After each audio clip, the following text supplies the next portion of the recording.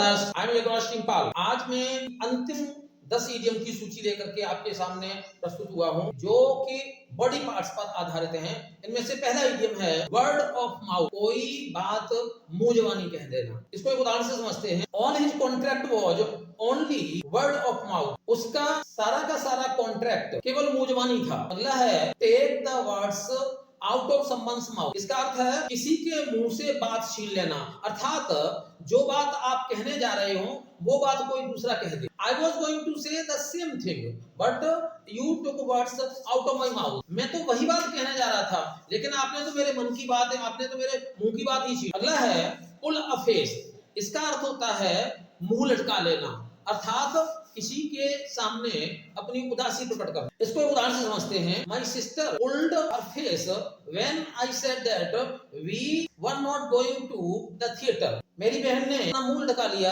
जब मैंने ये कहा कि हम लोग थिएटर नहीं जाएंगे। अगला है अंडर वंस नोज, इसका अर्थ होता है किसी की नाक के नीचे, किसी के बिल्कुल सामने ही। इसको ऐसे समझ लेते हैं, many assistants take bribe under the officers nose, बहुत से सहायक कर्मी अधिकारी की नाक के नीचे ही रिश्वत लेते हैं। अगला है poke one's nose into others matters, इसको ऐसे भी कह सकते हैं poke one's nose into others affair, किसी के मामले में टांग अड़ाना। Why do you poke your nose into my matters, आप मेरे मामले में टांग क्यों अड़ा रहे हैं। अगला है होल्ड वंस टंग, इसका मतलब होता है चुप रहना। Please hold your tongue as we are talking on a serious matter, कृपया करके शांत रहिएगा क्योंकि हम एक गंभीर विषय पर बात कर रहे हैं। अगला है टंग टाइड, टंग टाइड का अर्थ होता है कम बोलने वाला व्यक्ति। इसको एक उदाहरण से समझते हैं। My friend is a very tongue tied man, मेरा दोस्त बहुत कम बोलने वाला व्यक्ति। अगला है टूथ एंड नेल, इसका अर्थ होता है पूरी ताकत लगाकर। द राजपूत्स